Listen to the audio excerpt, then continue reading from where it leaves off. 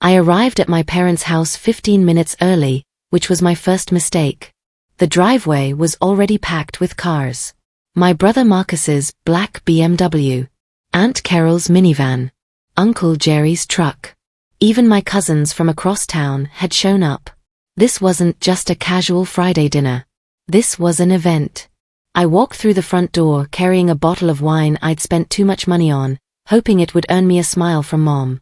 The dining room buzzed with conversation and laughter. Everyone was already seated, which was strange. We usually gathered in the living room first. Asta, there you are. Mom's voice rang out. She stood at the head of the table, wearing her favorite pearl necklace. We saved you a seat. The seat was at the far end of the table, squeezed between the wall and Cousin Beth, who barely acknowledged me. I sat down anyway, setting the wine bottle near my plate. Mom raised her glass. The room quieted instantly. I thought maybe, finally, she was going to say something nice about me. Maybe mention my recent promotion to senior analyst. Maybe acknowledge that I'd helped Dad sort through his tax mess last month. I raised my glass too, smiling. Mom looked directly at me.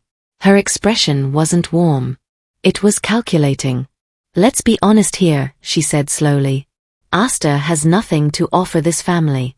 Nothing at all. The words hung in the air like smoke.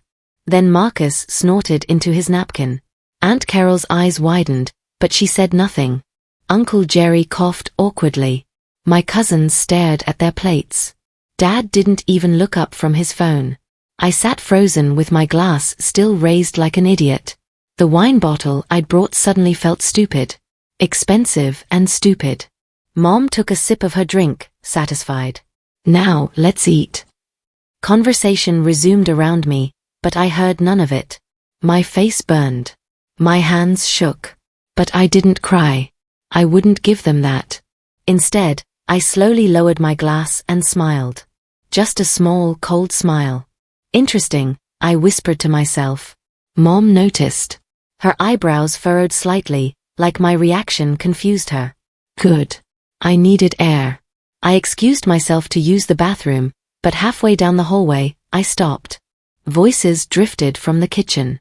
Don't worry, Mom was saying. Her voice was low but clear. After tonight, she'll keep her distance. She won't bother us anymore. Aunt Carol responded, Are you sure that was necessary? She looked hurt. She needed to understand her place, Mom said coldly. This family has no room for dead weight. My stomach twisted. This wasn't an accident. This wasn't Mom having a bad day or saying something cruel in the heat of the moment. This was planned. Deliberate. Strategic. I walked back to the dining room with fresh eyes. The seating arrangement suddenly made perfect sense. I'd been placed at the far end, isolated. Everyone had arrived before me, which meant they'd discussed this ahead of time. They all knew what was coming. They'd all agreed to it. I grabbed my purse from the back of my chair. Mom looked over, surprised. Leaving already? Early meeting tomorrow, I said calmly. Thanks for dinner. Nobody tried to stop me. Nobody said goodbye. Marcus smirked as I walked past. Drive safe, Asta. I didn't respond. I sat in my car in the driveway for 20 minutes, gripping the steering wheel so hard my knuckles turned white. My breath came in short gasps. Then, suddenly, everything went still. The fog in my brain cleared. My hands stopped shaking. My training as a financial analyst kicked in. I pulled out my phone and opened an app one used for storing important documents. Years ago, I'd scanned and saved things that felt off about my parents' finances. Little things I couldn't explain. There. A bank statement from 3 years ago showing a transfer from my savings account. $10,000. I never authorized that transfer. A scanned note from Grandpa's lawyer mentioning my inheritance. But when Grandpa died, nobody had mentioned anything like that to me. A document about the family trust with a seal that looked wrong. I'd worked with enough legal paperwork to know when something was forged. I scrolled through more files. Screenshots of emails. PDFs of loan applications. Things I'd saved without fully understanding why. Then it hit me. If I have nothing to offer, I whispered, why did they need my signature on so many documents? At home, I made coffee and opened my laptop. I went straight to my encrypted folder, the one I'd created after Grandpa died. Inside was a digital copy of his original will. Mr. Patterson, the old family lawyer, had given it to me 3 years ago. He'd pulled me aside at Grandpa's funeral. Keep this safe, Asta, he'd said, pressing a USB drive into my hand. Your grandfather wanted you to have a copy, just in case. At the time, I thought he was being paranoid. Now I understood. I opened the PDF and read through the entire document. My heart pounded harder with each paragraph. To my granddaughter, Asta Vale, I leave the family home at 428 Maple Drive, along with 60% of my savings and investments. She has always carried the integrity this family was built on. I stared at the screen. 60%. The house. All of it meant for me. But that wasn't what my family had told me after Grandpa died. Mom had gathered everyone in the living room and read from a different will. In that version, everything went to her and Dad. I got a small savings bond. $5,000. I'd been sad but accepted it. Grandpa had already given me so much in life. I didn't want to seem greedy. Now I pulled up the official copy my parents had shown me. I'd taken a photo of it back then, thinking I might need it for tax purposes. I put both documents side by side on my screen. They were completely different. Different wording. Different amounts. Different beneficiaries. Someone had forged a new will. And I had proof of the original. Monday morning, I called the law office of Vogel and Associates. Mr. Vogel had taken over as the family lawyer after Mr. Patterson retired. The receptionist put me through after a brief hold. Asta, Mr. Vogel said pleasantly. What can I do for you? I need official copies of my grandfather's will and all related trust documents. There was a pause. Too long to be natural. Why would you need those? He asked carefully. Because I'm a listed beneficiary, and I have the legal right to review them. Another pause. Asta, these matters were settled years ago. Sometimes it's better to let sleeping dogs lie. Your family has moved forward. Maybe you should too. My jaw tightened. Mr. Vogel, I'm not asking for your advice. I'm informing you that I need those documents by end of business today. If you'd prefer, I can request them through a formal legal channel, but I thought we could keep this simple. He cleared his throat. I'll see what I can do. The email arrived at 4:47 p.m. I downloaded the attachment immediately and checked the file properties. Every digital document has metadata, information about when it was created and who modified it. This PDF had been edited 8 months ago. The last person to modify it was listed in the properties. Eleanor Vale. My mother. I couldn't sleep that night. Instead, I made another pot of coffee and started digging through public records. Business licenses. Court filings. Credit reports. Loan applications. It was all public information if you knew where to look. Mom's interior design business, Vale Interiors, was drowning. She'd taken out 3 high-interest loans in 2 years. 2 of them were in default. Marcus had gambling debts. I found court records for unpaid casino markers totaling $73,000. There was a pending lawsuit. Dad had remortgaged the family home. Twice. The second mortgage had an interest rate that made me wince. They were desperate for money. Drowning in debt. And then I found something that made my blood run cold. A personal loan application from 2 years ago. $50,000. The applicant name, Asta Vale. My social security number. My date of birth. But I never applied for that loan. I pulled up the scanned signature. It looked like mine at first glance. But I'd signed enough documents to know my own handwriting. The loops were wrong. The pressure was uneven. Someone had traced my signature. I sat back in my chair and stared at the ceiling. That dinner wasn't an insult, I whispered. It was a distraction. They wanted me to leave. They wanted me to stay away so I wouldn't ask questions. For the next 2 weeks, I barely slept. I gathered everything I could find. I printed documents, organized files, highlighted discrepancies. I turned my living room into a war room. Papers covered every surface. I used colored sticky notes to mark different types of evidence. Yellow for financial fraud. Pink for forged documents. Blue for identity theft. The forged will. The altered signatures. The loan I never took out. Bank transfers that didn't match any records I had. Text messages I'd screenshotted months ago where Mom and Marcus discussed handling the Astor situation. This wasn't about emotion anymore. This wasn't about hurt feelings. This was evidence. Cold, hard, legal evidence. I photographed everything from multiple angles. I backed up the files to 3 different cloud services. I made copies on 2 external hard drives. Then I called a forensic document examiner named Dr. Linda Reeves. She specialized in handwriting analysis and document authentication. Her testimony had been used in federal fraud cases. I need you to examine some documents, I told her. I believe they've been forged. Bring them to my office tomorrow, she said. I'll take a look. Dr. Reeves's office smelled like old paper and coffee.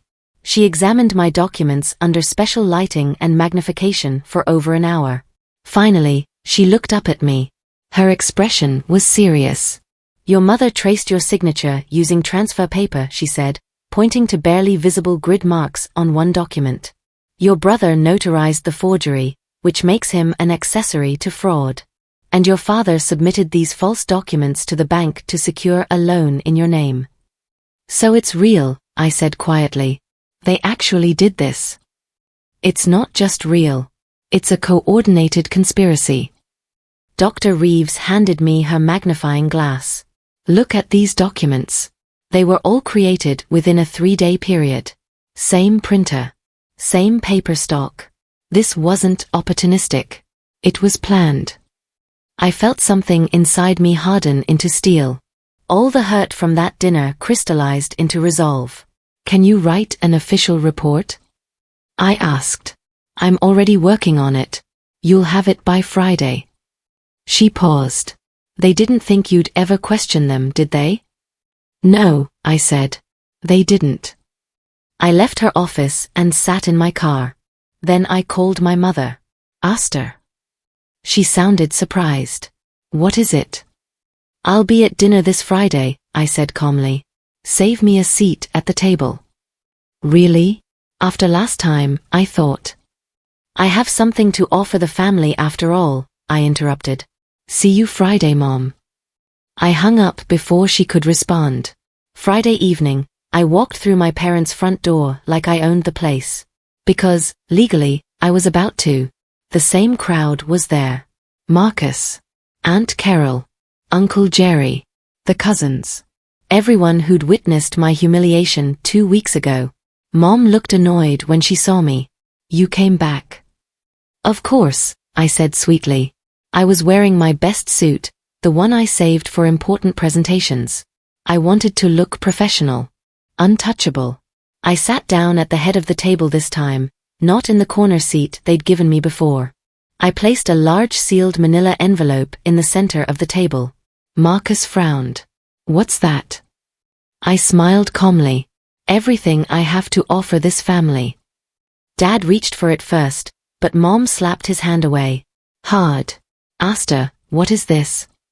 Her voice had an edge of panic. Open it, I said. You'll want everyone to see. Mom tore open the envelope with shaking hands. Papers spilled across the table. Dozens of pages. Documents. Reports. Side-by-side comparisons. She pulled out the first page. It was Grandpa's original will, complete with Mr. Patterson's certification and the official state seal. Her face drained of color as she read aloud, to my granddaughter, Astor Vale, who carries our family's integrity. The home at 428, Maple Drive, 60% of my savings, and all investment accounts are hers alone. The table went silent. You could have heard a pin drop. Dad dropped his fork. It clattered against his plate. Marcus leaned forward. That's not. Page 3, I interrupted. That's the version you all showed me. Notice the different signature? The different notary seal? Page 7 has the forensic examiner's report. Page 9 has the metadata analysis showing when and how the document was altered. I pulled out more papers and spread them across the table like a dealer showing cards. This is the loan application in my name that I never signed. Page 12. See how the signature loops differently? That's because Mom traced it. The examiner found transfer paper residue. Page 15 has the bank transfer records showing where that $50,000 actually went. Spoiler alert, it went to pay off Marcus's gambling debts. Marcus stood up. This is bullshit. Sit down, I said coldly. I'm not done. I reached into my bag and pulled out 3 separate folders. I slid one to Mom, one to Dad, and one to Marcus. These are restitution agreements, I explained, my voice steady and professional. Fraud admission statements. Power of attorney revocations. Identity theft liability transfers. Legal documents that formally correct what you've done. Dad opened his folder with trembling hands. Asta, what are you doing? Giving you a choice, Dad. You can sign these agreements and repay every penny you stole from me over the next 5 years. In exchange, I won't press criminal charges. You won't go to jail. Your names won't be in the papers. I'm being more generous than you deserve. Mom's voice shook. You're destroying this family. I looked her straight in the eye. No, Mom. I'm restoring it. You destroyed this family when you forged Grandpa's will. When you stole my inheritance. When you took out loans in my name. When you stood at this table and told everyone I had nothing to offer. I stood up, and everyone flinched. I'm just cleaning up your mess. Sign the papers, repay what you stole, and we're done. Don't sign, and I'll file criminal charges on Monday morning. Bank fraud. Identity theft. Forgery. Elder abuse for tampering with Grandpa's will. The district attorney is very interested in cases like this. Marcus threw his folder across the table. Papers scattered everywhere. I'm not signing anything. Then you'll face criminal charges, I said calmly. Your choice, Marcus. But I should mention, your employer will be notified. And your professional license will likely be revoked. Notarizing fake documents is a felony. He stormed toward the door, then stopped. You've always been a stuck-up. Careful, I warned. There are witnesses here. He slammed the door so hard a picture frame fell off the wall. Dad picked up his pen with shaking hands. He signed every page without reading them. Mom just stared at me. Her perfect mask had cracked. How long have you known? Since the night you said I had nothing to offer, I replied. That's when I started really looking. She signed the papers too. Her signature was barely legible. 3 months later, the house at 428 Maple Drive was legally mine. The title transfer went through without any issues. Mom and Dad moved to a smaller rental across town. My credit score had been restored. The fraudulent loan was removed from my records. The bank that had issued it settled with me privately for an undisclosed amount. Let's just say it was substantial. Marcus cut off all contact, which honestly felt like a gift. I heard through Aunt Carol that he'd lost his job and moved to another state. Good riddance. Mom and Dad sent monthly payments like clockwork. They had no choice. The agreement was legally binding, and I had copies filed with my lawyer, the district attorney's office, and the State Bar Association. They were also legally barred from accessing any of my accounts, claiming any future inheritance, or making financial decisions on my behalf. Ever. I spent the next 6 months renovating Grandpa's house. Not as revenge, but as reclamation. I painted every wall. I tore up the old carpet and installed hardwood floors. I planted a vegetable garden in the backyard. I found Grandpa's old workbench in the basement and restored it. He'd built furniture there when I was a kid. I set it up in the garage and took a woodworking class. One warm evening in late summer, I sat on the front porch with a glass of wine.